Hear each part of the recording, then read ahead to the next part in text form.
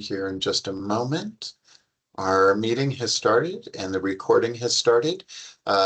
Good morning, everyone. We are letting everybody on into the room, so I'll probably repeat myself a little bit, and my apologies for that. As most everybody knows, I'm Dominic Zerlo, and I'm the director for the Center for Medical Cannabis and Psilocybin. This is the Patient Qualification and Safety Committee meeting with the chair of Ian Dunn. Just as a reminder, this meeting is being recorded, so please ensure that you are using appropriate language during the meeting so we don't have to go back and bleep it out later on when we post it up on the website. I did actually want to make sure to mention one thing with regard to the program and the advisory board's websites, and that is the Department of Health and actually all state agencies are in the process of converting everything over into into ADA compliance. And so some of the documents, which may not necessarily be, may briefly not be available on the website. If that does happen and it is a document that you know was there previously, please be aware that we are working on converting everything and things will be set back on up. But if there is a document that you need in the meantime, you are welcome to reach out to the program, but please give it a little bit of time if it's not something you need right away, simply because we don't want to get overwhelmed with requests for something that may just be back on the website in a couple of days or so. So just to let everybody know that is coming up. I believe the anticipated date at this point right now is on the 24th to the 26th that may occur. So just as a note, if you go to the website during those days, later in those days, you may experience that little bit of difficulty saying, I know I saw this here before, where is it? And again, this is the advisory board committee meeting for patient qualification and safety. And I will now turn it over to the chair, Ian Dunn. Ian, good morning, and the meeting is yours. Good morning, everyone. Thank you for taking time out of your Monday. Happy 420, everyone. We are going to be working on a few things today in the Patient Qualification and Safety Committee. We are going to look at patient information safety. It was brought up in another committee that we hadn't taken the time to specifically apply HIPAA, so we are going to go ahead and do that.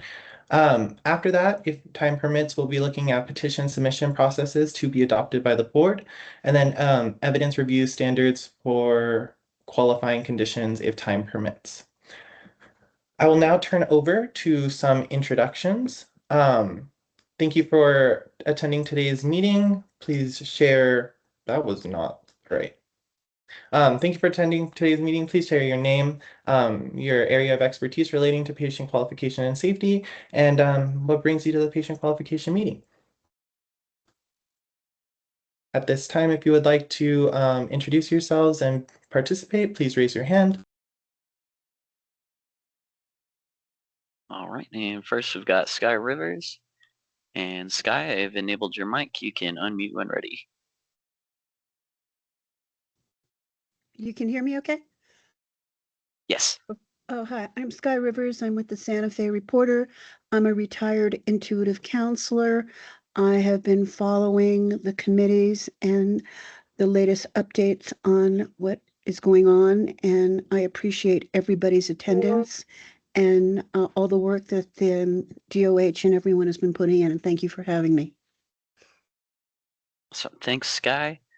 And let's see, next we've got Kate Hawk. And Kate, I have enabled your mic. You can unmute when ready. Yeah, good morning, everybody. I've introduced myself a few times in these meetings. I'm going to say I'm Kate Hawk. I live in Santa Fe. Been a MAPS member since the 80s, a trauma therapist all these years. And I'll just mention right now I'm in Scottsdale. I've been working with Scottsdale Research Institute doing their FDA phase 1 study. We just saw a group of 8 veterans through a mushroom session, and it's going really well. So glad to be here today. Awesome. Thanks, Kate. And next we've got Chris Peskuski. And you can unmute when ready. Good morning, Mr. Chair. Good morning, everybody. I'm Chris Peskuski, veteran, facilitator in Colorado. And I'm just happy to be here and help. Thank you. All right, and next we've got Brenda Burgard, and Brenda, you can unmute. Good morning, everyone. I'm Brenda Burgard. I'm one of the chair people for training and education and also president of DCRIM here in New Mexico. I welcome everybody here, and I hope this will be a really productive and helpful meeting. Thank you. Awesome, thanks, Brenda. And next we've got Gregory Evans, and Gregory, you can unmute when ready. Good morning, everybody. My name is Gregory Evans. I'm an independent researcher and mycologist with no affiliations. I'm a San Fe resident, and my intention is to support the program's development through committee recommendations aligned with emerging research and best practices. Thank you all, and good morning.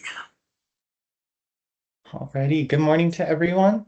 Jorge, if you will bring up the patient information safety. This is going to be a very basic document. It's just basically mirroring HIPAA onto the program. The purpose to protect patient safety and ensure program integrity and promote equitable access to care by establishing clear confidentiality standards for all licensed entities participating in the medical psilocybin program. So our recommendation is to the board that they adopt these standards. So our HIPAA-aligned standards, licensees should implement and adhere to privacy protections consistent with the standards established under the Health Insurance Portability and Accountability Act of 1996, regardless of whether the licensee qualifies as a covered entity under federal law. Licensees should not use or disclose patient identifying information except as permitted or required under HIPAA-aligned privacy standards or pursuant to valid legal process, including a court order, warrant, or lawfully issued subpoena. Licensees should not disclose patient information in response to informal, voluntary, or non-compulsory requests, including requests from law enforcement that are not supported by valid legal process. The minimum necessary standard is that all disclosures should be limited to the minimum necessary information required to comply with applicable legal requirement. Where not prohibited by law, licensees should make reasonable efforts to notify patients prior to disclosure of their information. These requirements should apply to all patient-facing licensed entities within the medical psilocybin program, regardless of federal HIPAA status. All right. And then there is a question from Dominic Zerlo. Yes, good morning, Ian. Just as a clarification, I would recommend taking out the year of the act because there are updates regularly. And I would recommend adding in not just having HIPAA, so not just having that there, but also listing high-tech, which is the health information technology for economic and clinical health, and ensuring that that is there. Just as a note, that is something that the department does require under with regard to anything that individuals and programs all are actually are compliant with regard to this because it is a federal level. The main reason for needing it within here is because psilocybin is still Schedule 1, so technically illicit at the federal level. So we just want to make sure, though, that all of the health security issues and requirements are actually there as well. So I would highly, yeah, and I see you're already changing it to add high tech, so that would be perfect. Thank you. Yes. Thank you.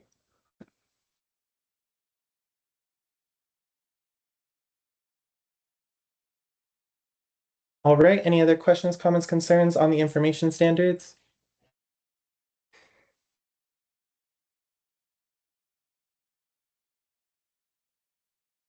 Perfect, then let's go ahead and move to a vote. All those in favor, please raise your hand at this time.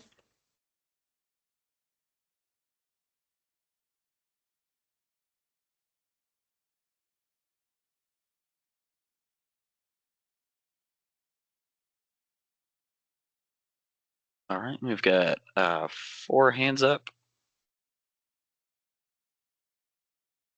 Thank you, and then please place your hand down at this time.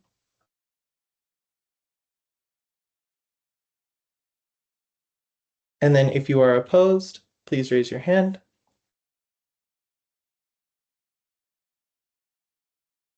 For yeses, 0 nos, the patient information safety document is adopted by the committee. Next, we can move on to the patient petition submission process. So the purpose and initial implementation. So to prevent program overload at initial implementation, the committee recommends that the board not begin accepting petitions until February 28th of 2027. Prior to the acceptance of petitions, the Patient Qualification and Safety Committee should evaluate potential qualifying conditions and provide the board with an initial set of expansionary qualifying conditions recommendations no later than January 31st, 2027. Once the board begins accepting petitions, the Medical Psilocybin Advisory Board may accept and review petitions from any individual or association of individuals requesting the addition of a qualifying condition under the Medical Psilocybin Act. Except as otherwise provided, they shall be submitted electronically to the Department of Health with basic instructions to try and help them out with organizing and making sure that they get it. So a specific subject line just saying petition to the Medical Psilocybin Advisory Board and beginning with Dear Medical Psilocybin Advisory Board. That way it's searchable in their system. For submission deadlines, not gonna lie, I ripped these off of the medical cannabis program. The complete petitions may be submitted at any time following that January 31st, 2027. Oh, sorry, it was February 28th. This was the wrong number.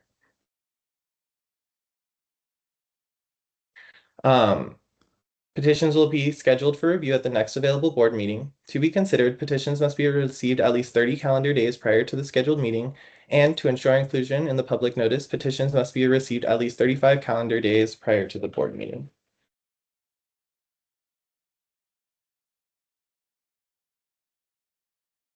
To be processed and forwarded to the board, petitions must be submitted in a readable electronic format, including the following: a caption, including their name, address, contact information, the medical condition, medical treatment, or disease proposed for inclusion, a table of contents, an introductory narrative, the statement of proposed benefit, supporting evidence, and additional materials as an optional. I will go ahead and paste that into the chat, and I will open up for discussion, questions, comments, concerns.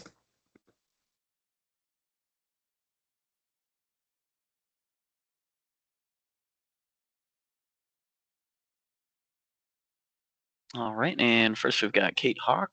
Kate, you can unmute when you're ready. Thank you. Yeah, I think I understand this, but just to make sure it's totally clear to everybody. So this is just for adding additional conditions to the 4 that are already approved, right? So it gives us a chance to get started with what's already in the act, and then there'll be opportunities to add other things afterwards. Is that correct? Yeah, so it does 2 things. So we can begin as a committee evaluating qualifications now. But what it says is like if we're going to individually submit petitions, that would begin a little bit later. But like the committee will still discuss some initial qualifying conditions to provide the board. And then after that process, the board will begin accepting petitions as like the standard protocol outside of the committees. Okay, thank you. All right, and next we've got Sky Rivers. And Sky, you can unmute when ready.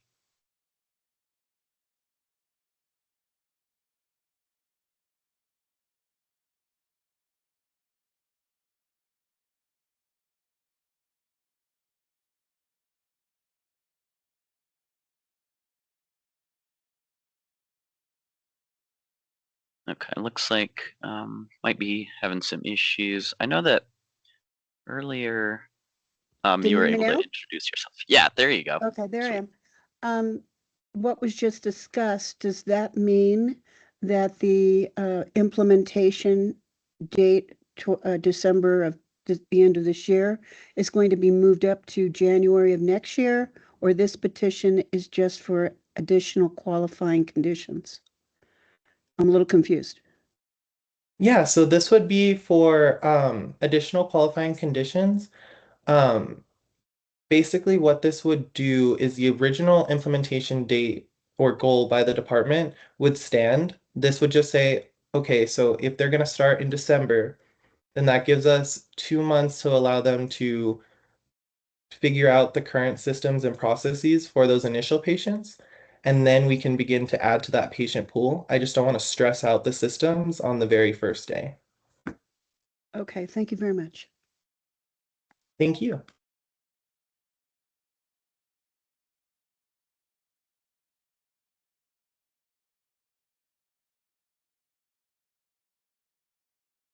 All right, any other questions, comments, concerns?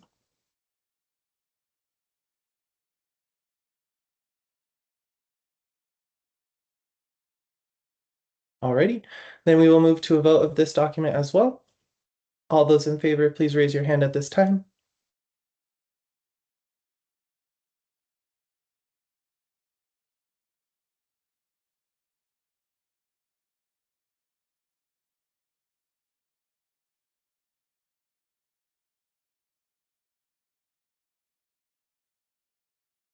All right, and I'm seeing 6 hands up. Perfect, you may lower your hands at this time.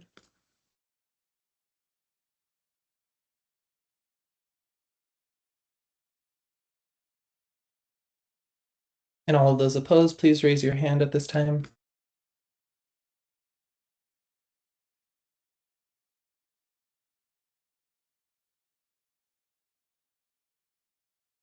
All right, seeing none in opposition, this document also is adopted by the committee.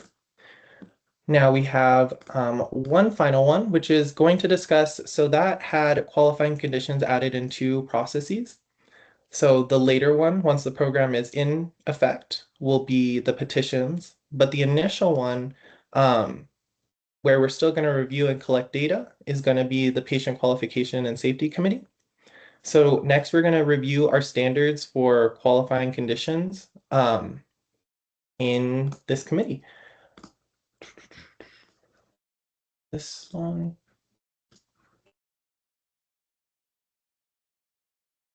And Jorge, would you do me a favor and go ahead and paste it in the chat? I sure will.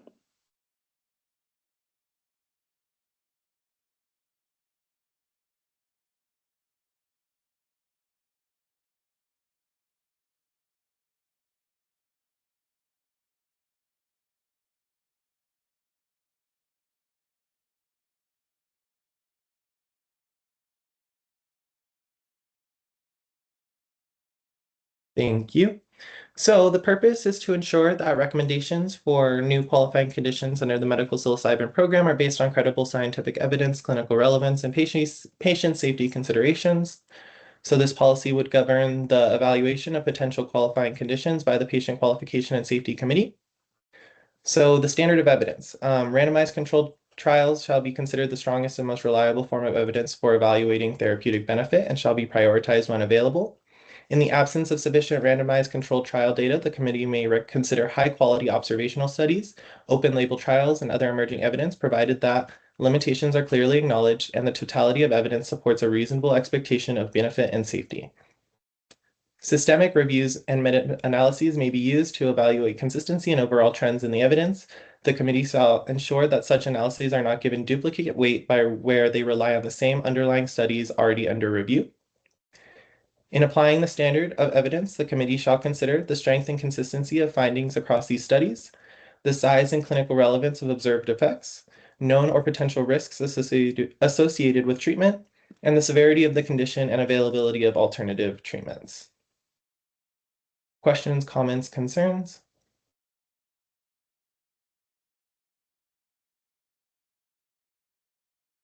Let's see. Chris was just asking in the chat if we could zoom into the document a bit.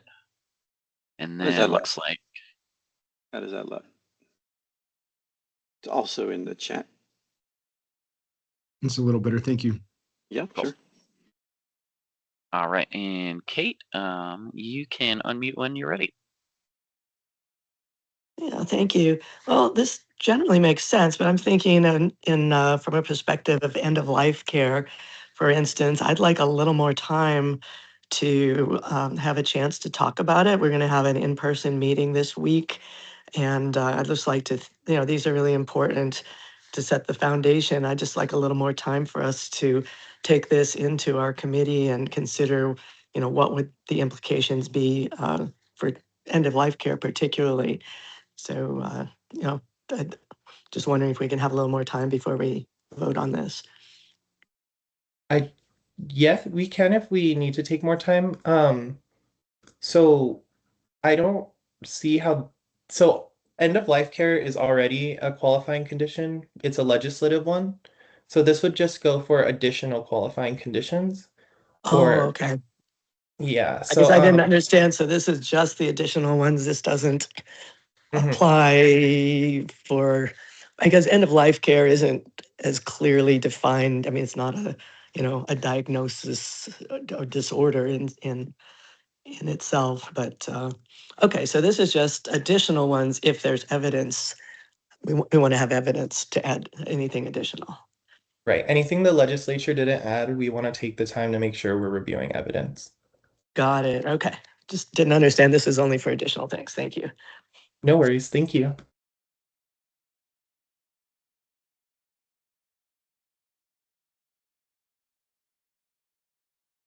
Any other questions, comments, or concerns?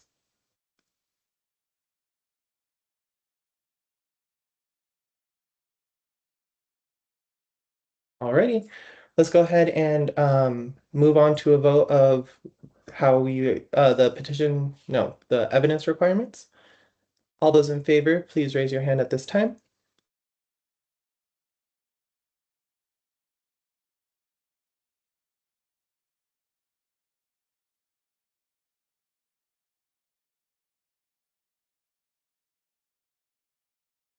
All right, seeing 4 hands up. Alrighty, at this time you may lower your hands.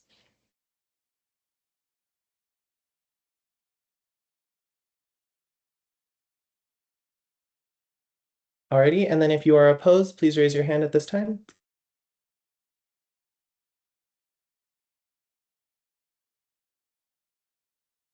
Seeing none, the vote 4 yes, 0 no, the document is adopted. So next, what I want to do is go ahead and plan for some qualifying conditions that we think would be beneficial. That way, at our next meeting, we can compile evidence and get prepared for that part as well.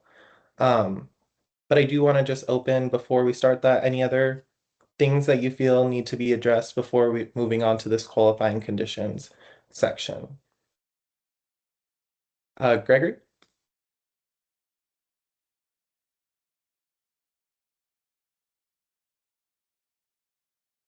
Yeah, this goes back to the HIPAA, just really quick before we move on.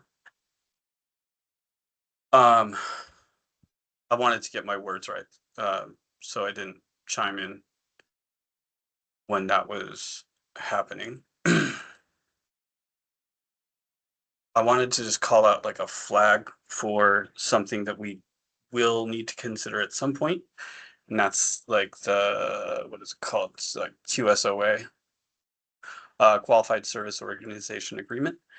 And so anything that touches SUD or Medicaid is probably going to have that as an additional layer.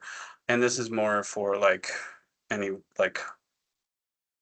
provider regulations or whatever, but I think we should somehow call it out in the code. Or I mean, yeah, in the rules, so that like we don't trip on ourselves when we hit that insurance conversation later down the road.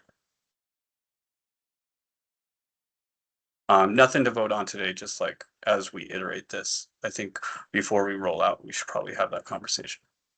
Yeah, and I think the department would probably have more to do with that. I don't know that we can like establish that agreement for them, but I definitely think we can draw attention to it.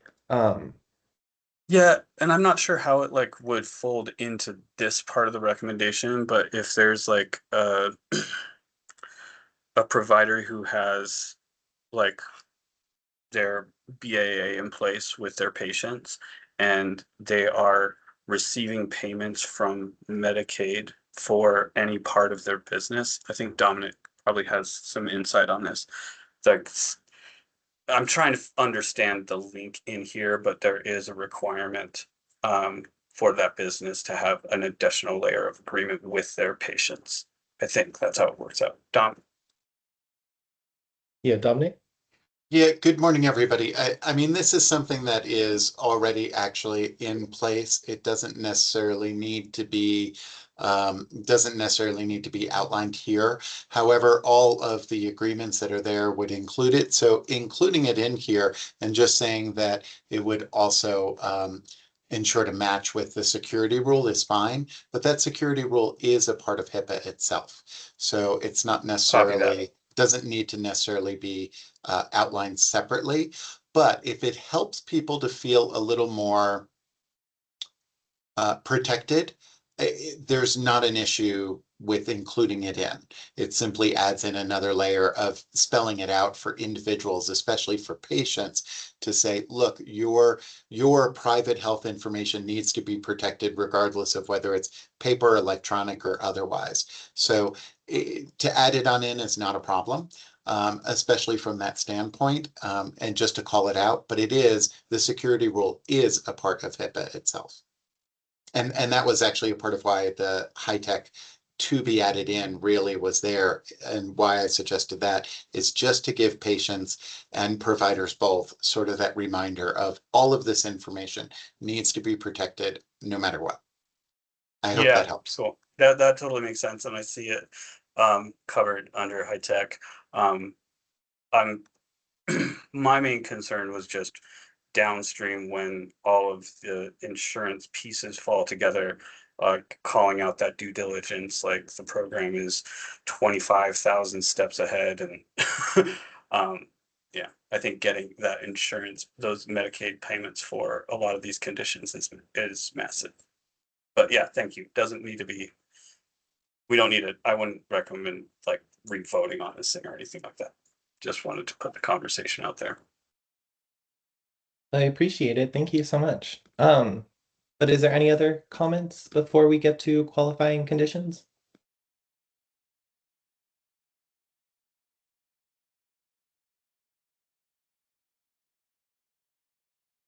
Alrighty, seeing none, what does the committee believe are the best conditions to start with? I know one of the ones that I was considering and has some of the best evidence was just major depressive disorder outside of treatment-resistant depression. I definitely have been looking into OCD,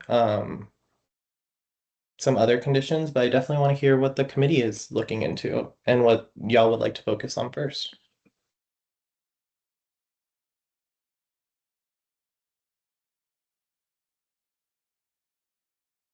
All right, looks Chris? like, yeah, Chris. Yeah, I agree with you that we should look at major depressive disorder. And I don't know if just regular depression has its own ICD or its own codes, but I don't really see a reason why people should have to start with pharmaceuticals if this could help them through that process without taking medications. So I would like to see just regular depression as well. Thank you. So it sounds like major depressant, yeah, and major depressive disorder is just the government name of depression. But yeah, we could definitely look into that. Kate?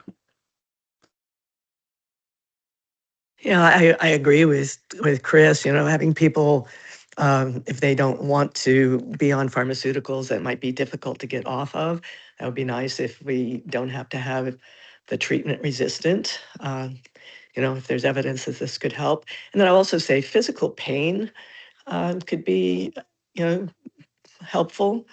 And then there's a whole, mounting body of evidence for brain injuries. So things like that could be added.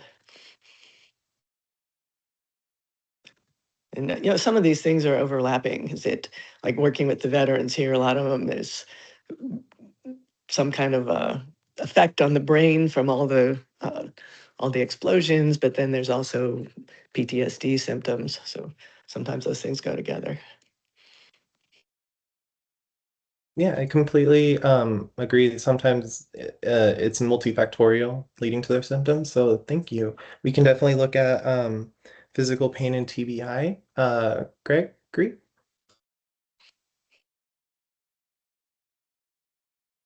Sorry, I was just gonna echo TBI. I believe that was called out in that weird meeting we had that was cast on some weird television station that nobody's ever heard of this weekend by some orange guy with a bunch of thugs that felt like, yeah, anyways, I'm pretty sure they called out TBI. And I think getting ahead of that before our state can enter the ibogaine conversation, and doing that with psilocybin as or as a full body biomass would be really interesting. Thank you. Catherine? Oh, sorry, your mic's enabled now. There we go. There we go. Definitely chronic pain. I think that's important. I also agree with TBI. I was also thinking about, I know they're doing a lot of research on Parkinson's, and that it's really helping a lot with fibromyalgia as well. So kind of looking at some, physical health issues that they're doing work on. I was also wondering about, I know we're doing end of life, but what about people with frozen grief, right? Like things that happened 10 years ago,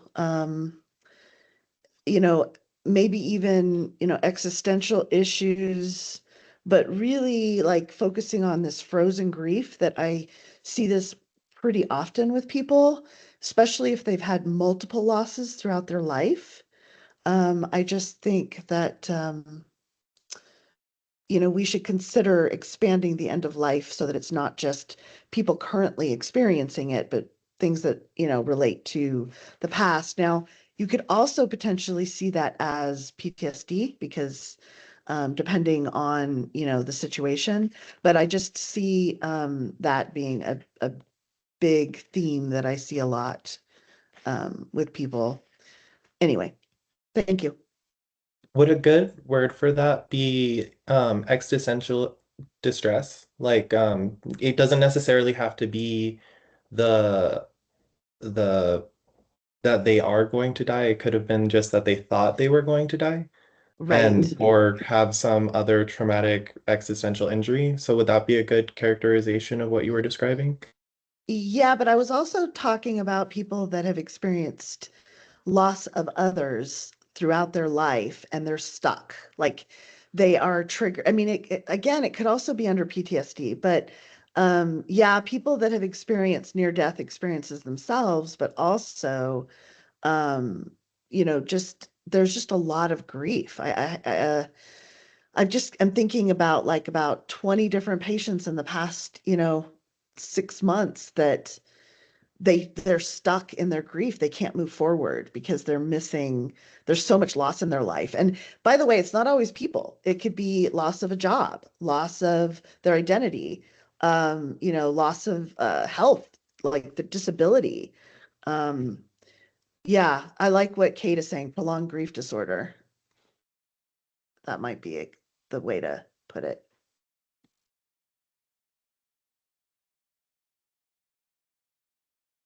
Thank you. I will go ahead and mark that down. Chris?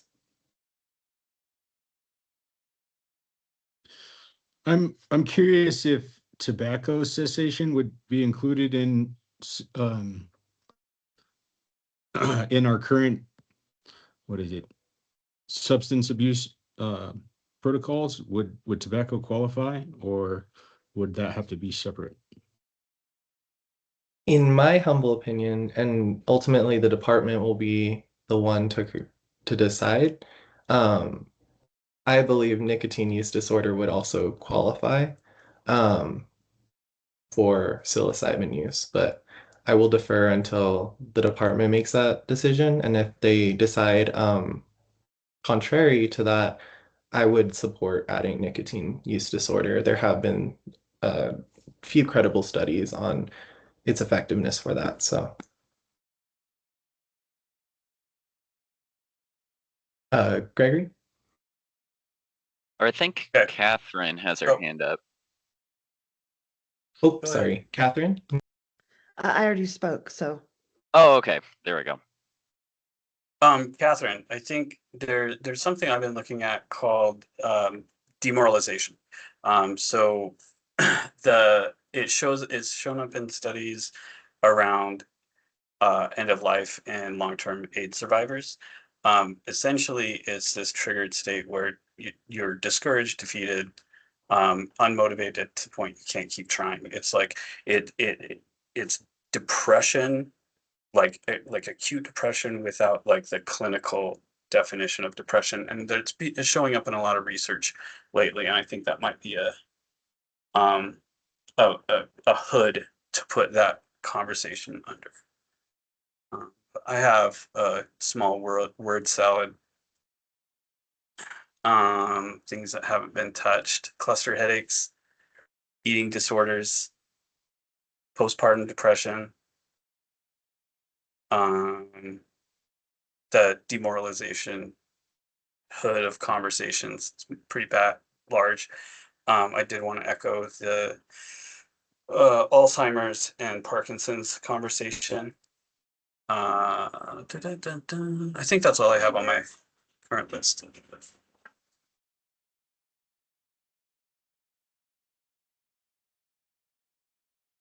Brenda?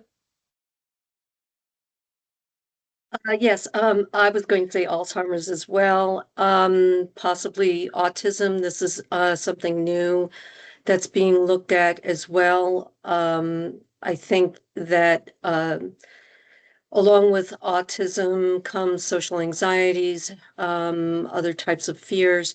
So I think Alzheimer's is the other one that I was going to be talking about. But Gregory did a good job of answering that. Saying, what he needed to say about Alzheimer's. I think that would be further research to be done. Now, I have a question. Will New Mexico be on any of these studies? Will we be creating any studies here at like one of the universities here? I believe Larry Lehman is working on research. I think Dominic has more information than I do on that, if you would like to chime in. Sure. Thank you, Ian. And Brenda, it's a great question. And as Ian was mentioning, Dr. Lehman over at UNM definitely has some of his own studies that are or that he is PI, principal investigator on, and that he's working with. So that would be part of it. The other aspect is if the research fund does get funding in future years, then that would be one area where this list of items would be some of the areas that we potentially could fund research in the future. But again, that's all dependent upon that particular fund getting funded. So I hope that's helpful. Yeah, thank you. And then, Catherine, did you put your hand up or was it just left over? Yeah, no, I did. Okay, I did cool. put my hand up. So, a couple things kind of going back to, I guess, the demoralization, something that kind of stems out of that. It's a little different. It's a huge thing that I'm seeing with clients right now, and that's just moral injury. I don't think there's any research around it though yet, because I think that's kind of what our country's experiencing right now is a lot of moral injury. I also just wanted to mention, and I don't know if this is the time to bring it up or not, but is this an area where we could bring microdosing in at all or not? Like, does that have to be brought in a different way? I just am, I'm just really seeing so many people wanting microdosing to be a part of this experience, which I understand the law is not written for it, but I'm just wondering if by looking at new conditions, can we also bring in new, the microdosing piece at all or not? So in terms of microdosing, it's not that it's not allowed. It's that the law requires that we have a preparation, administration, and integration session. So as long as that is fulfilled, we can they can have a microdose of psilocybin. So what I believe is being worked on in dosage administration and clinical practice would basically say that for your first initial, your preparation would be 2 sessions with a total of 2 hours minimum. And then they are going to, if you have subsequent ones, like let's say it's a microdose that you take recurring, then you could get away with less preparation sessions and potentially combining some of those dosage integration into singular ones to make it possibly applicable. But the current caveat in the law is that we do have to have those 3 sessions in there. Okay. Sorry to interject that in then. I apologize. Sounds like that's not relevant to this, so I apologize. No worries. We all have Okay. questions. I appreciate your thoughts. Yeah. And then Gregory? Catherine, I just sent you a bunch of stuff about moral injury that I've been following. And then I lost my train of thought. Dominic was talking about, what was Dominic talking about? Help me out. Help my brain. Has anyone heard of ADHD? Yes. Which is something that like I specifically so like the microdosing conversation is like massively important for me, but I definitely like am in the camp table that, because like once we get some normalization down, then the flexibility and latitude to design trials around microdosing will shift in future iterations of whatever. The approved locations definitely kills it. I am aghast. I literally cannot remember. Brenda spoke before Dominic. Yeah, Brenda had asked Dominic if there's any research going on in the state of New Mexico. He had explained what was going on with Larry Lehman's study. Got it. I got it. Thank you. You triggered it. You fired my brain cell, my single remaining brain cell. This is a crosswalk opportunity. I'm curious if in the research and continuous improvement group, we can,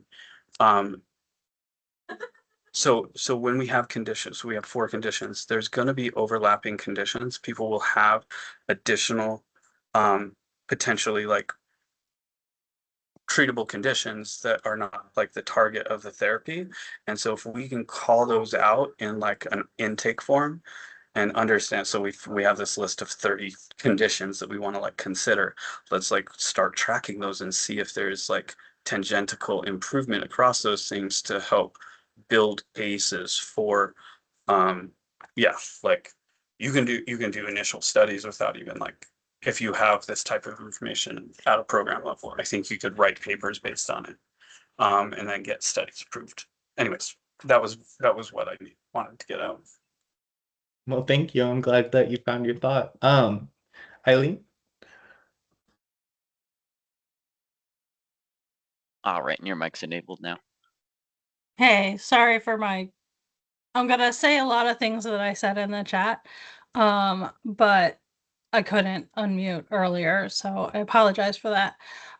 Yeah, the restrictions that this law created do create a problem for treating chronic pain, because most of the research that we have right now says that, like, in order to treat chronic pain, especially conditions like headache diseases, you have to take a dose every 5 days, which if you have to do a preparation and an integration session before and after each of those 5 days, and that's going to cost you a couple $1,000s, it is not going to be affordable for anybody.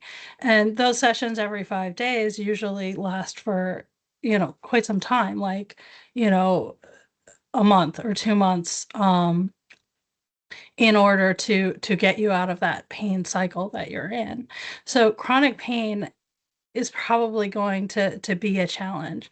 And the research that's out there right now for chronic pain doesn't show that those preparation and integration sessions and the therapy component are necessary to treat the chronic pain. It's not that they're not also beneficial, because most people who live with chronic pain also live with some kind of a mental health issue that has been created by the chronic pain that they live with, or is just comorbid with the chronic pain that they live with.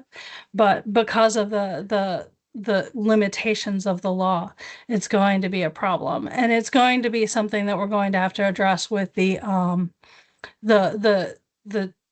training committee, so that people don't go into these sessions thinking I'm going to treat my chronic pain by getting 1 or 2 sessions of psychedelic assisted therapy and, a preparation and integrated session, and then become more hopeless when it doesn't work for them.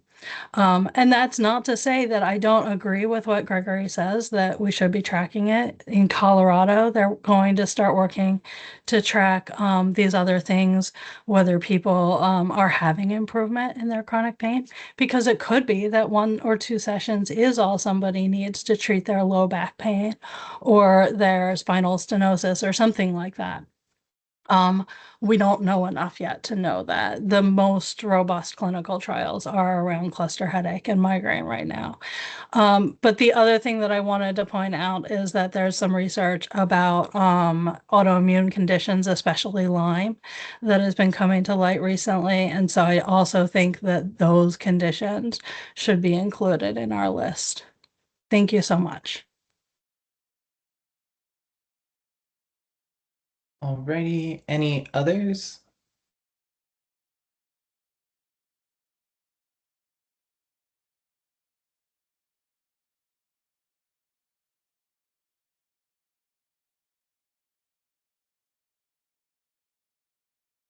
Alrighty, so we have quite a few conditions that I heard brought up today. We have physical pain, TBI, Parkinson's, fibromyalgia, major depressive disorder, existential distress, prolonged grief disorder, demoralization, cluster headaches, PPD, Alzheimer's, Parkinson's, and autism. So I heard major depressive disorder and chronic pain the most. Would you guys like to go into that in detail next meeting?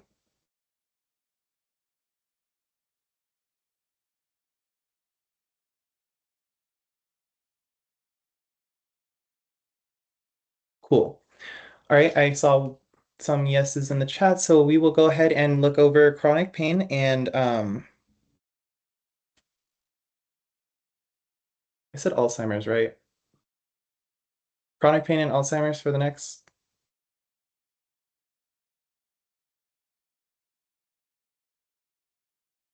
Gregory? If we're gonna do Alzheimer's, can we just lump Parkinson's into that as a broader, like, categorization of things?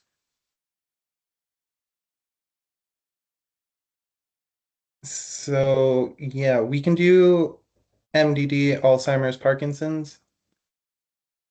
And then Eileen had a comment.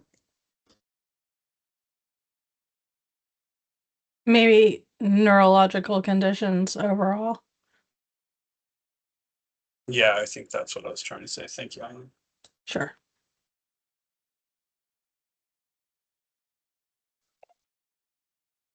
Alrighty, so we will go over neurological conditions and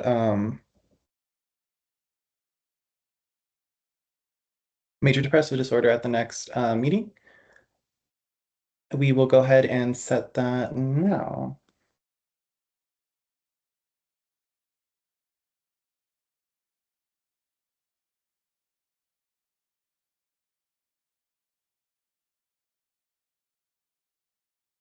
All right.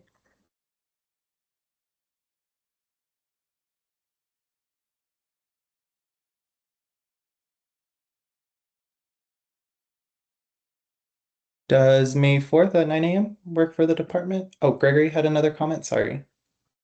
Oh, no, just while you were writing, I was wondering, like, are we at the point in this committee where, like, we get to like just get deep divey and start talking about the future. Sure. No, I mean, like if we're going into like a series of meetings where we're going to like dig into some of these conditions, I think we have an incredible like body of people here that will have wonderful, like this will become my favorite meetings, just to get information from people that like that are in this room doing so much work here.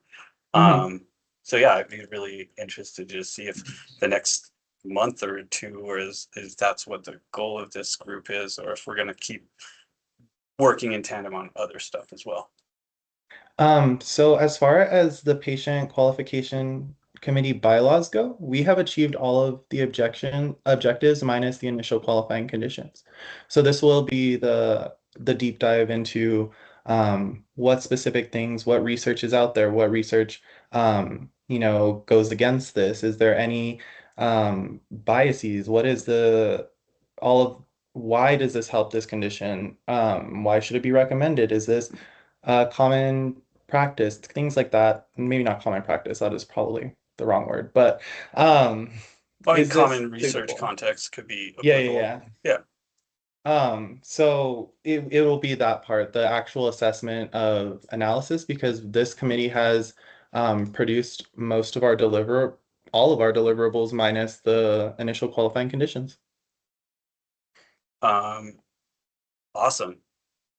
Can I throw out a resource? Sure. Let me find it. I'll come back with that. Perfect. And then once again, I'm going to ask the department, is May 4th, what's the day I said? May 4th available for you guys at 9 a.m.? Yes. Yes, it is currently available, so snag it before someone else does. EQ, 9 a.m. to, and then we'll do 11 since we're going over 9 to 11, since we're going over a couple of conditions and we're going to get in the weeds. Cool. And then as soon as Gregory gets us our resource, then we can adjourn. I'm going to drop it in the chat here, but after the thing that happened this weekend from somebody who doesn't deserve the attention, I did a very deep dive on, like where clinical trials are for which treatments and which like pantheon of classics and other psychedelics. But this organization has this incredible map of every clinical trial and where it's at in its progress, and like links to the deeper research. And this was a fascinating deep dive.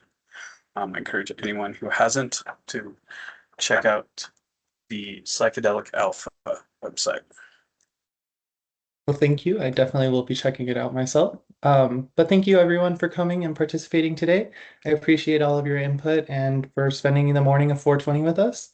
Have a great, rest of your week. It is Monday, so make the best out of it. Thank you guys so much for coming. And thank you again, everybody.